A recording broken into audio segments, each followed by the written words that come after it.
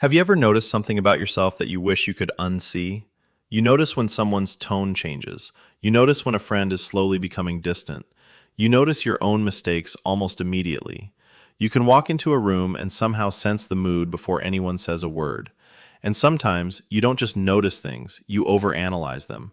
You replay conversations, you question your decisions, you think about what someone really meant, you imagine what could go wrong, and eventually, being aware stops feeling like a superpower and starts feeling exhausting. Because sometimes the problem isn't that you don't understand yourself, it's that you understand too much at once. And this is the psychology of people who are too aware. First, you notice things other people ignore. People who are highly self-aware often pick up on tiny details, a different tone of voice, a delayed reply, a small change in someone's expression, a mistake they made 3 days ago. Something feels slightly different, and their brain immediately asks, why? Did I do something? Is something wrong? This can make you emotionally intelligent, but there's a downside. Your brain can start treating every small signal like important information. Someone doesn't reply for 6 hours. You don't simply think they're probably busy.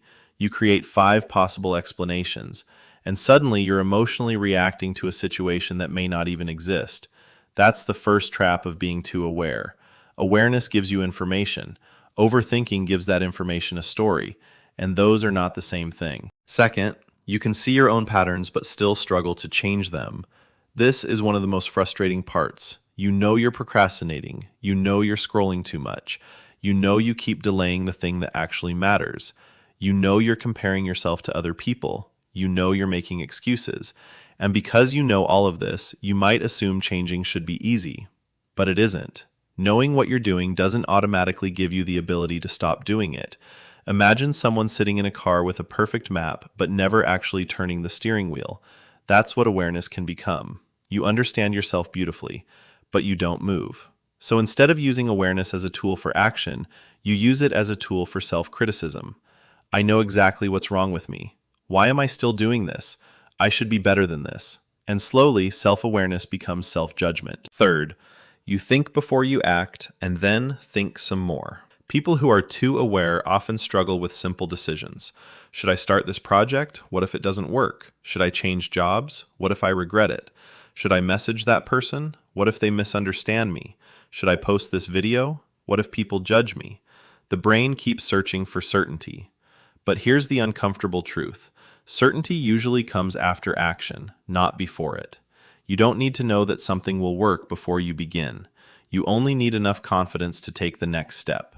Because if you wait until every possible problem has been analyzed, you may never start. And that's how over-awareness quietly turns into procrastination. Fourth, you can become tired without doing much. Have you ever spent an entire day doing almost nothing but still felt completely exhausted? Sometimes the body isn't tired because you physically did too much. The mind is tired because it never stopped working, thinking about the future, replaying the past, analyzing relationships, judging yourself, planning, worrying, comparing, predicting. Even when you're lying in bed, your brain is still having meetings. And that's why highly aware people can sometimes experience something that looks like laziness from the outside. But internally, there may be a constant stream of mental activity. The problem isn't always a lack of motivation. Sometimes it's mental overload.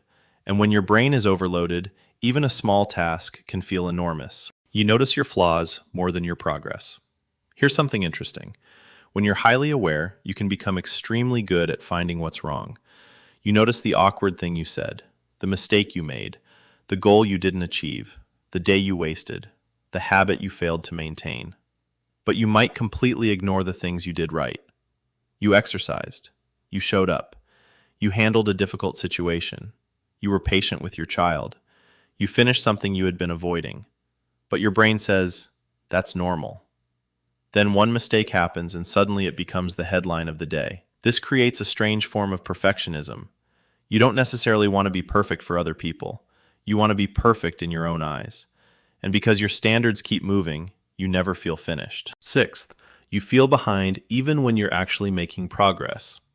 Social media makes this worse. You see someone buying a house, someone starting a business, someone getting promoted, someone traveling, someone getting fit, someone becoming financially successful, and your brain quietly asks, what am I doing with my life? The problem is that awareness makes you painfully conscious of the gap between where you are and where you think you should be. But you're comparing your behind the scenes with someone else's highlight reel.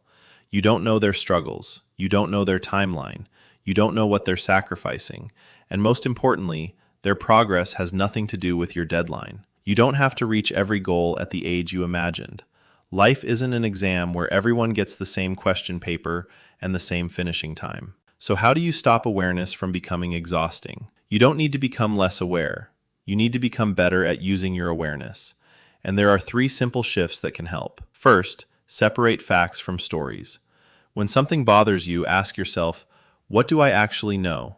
Not what you assume, not what you fear, not what you imagine. What do you actually know? For example, they haven't replied. That's a fact. They're angry with me. That's a story. This tiny distinction can prevent your mind from turning uncertainty into anxiety. Second, turn awareness into one action. If you notice you're procrastinating, don't spend another hour analyzing why. Do 5 minutes of the task. If you notice you're unhealthy, don't create the perfect diet plan. Take a walk. If you notice you're unhappy with your routine, change one part of tomorrow. Awareness should eventually lead to movement. Otherwise, it becomes mental noise. So whenever you catch yourself thinking, I know I need to change, follow it with, what's one thing I can do in the next 10 minutes? Not tomorrow, not next month, now. Third, stop treating every thought like a command. Your mind will produce thousands of thoughts. Some are useful, some are fears, some are memories, some are random, some are completely wrong. You don't have to respond to all of them. You can notice a thought without following it. You can think, I'm worried about this, instead of, something is definitely wrong. You can think, I'm feeling behind, instead of, I'm failing. That small distance between having a thought and believing the thought can change everything. And maybe that's the biggest lesson. Being highly aware isn't a weakness. In fact, it can become one of your greatest strengths. You notice things, you reflect, you learn quickly, you understand people, you recognize your patterns. You can grow faster because you're willing to look honestly at yourself. But awareness without action becomes overthinking. Awareness without compassion becomes self-criticism. And awareness without boundaries becomes exhaustion. So don't try to turn your mind off. Learn how to stop letting every thought take the steering wheel. Tonight, when you catch yourself analyzing something for the 10th time, pause. Ask, is there something I need to do? Or is there something I simply need to let go? If there's an action, take one small step. If there isn't, give yourself permission to stop thinking about it. Because you don't need to understand every moment of your life before you're allowed to live it. Sometimes, you don't need more awareness. You need a little more trust. Trust yourself. Take the next step, and let the rest unfold. If this video felt a little too familiar, you're definitely not alone. And if you want to understand your mind without becoming trapped inside it, subscribe. Let's figure it out together.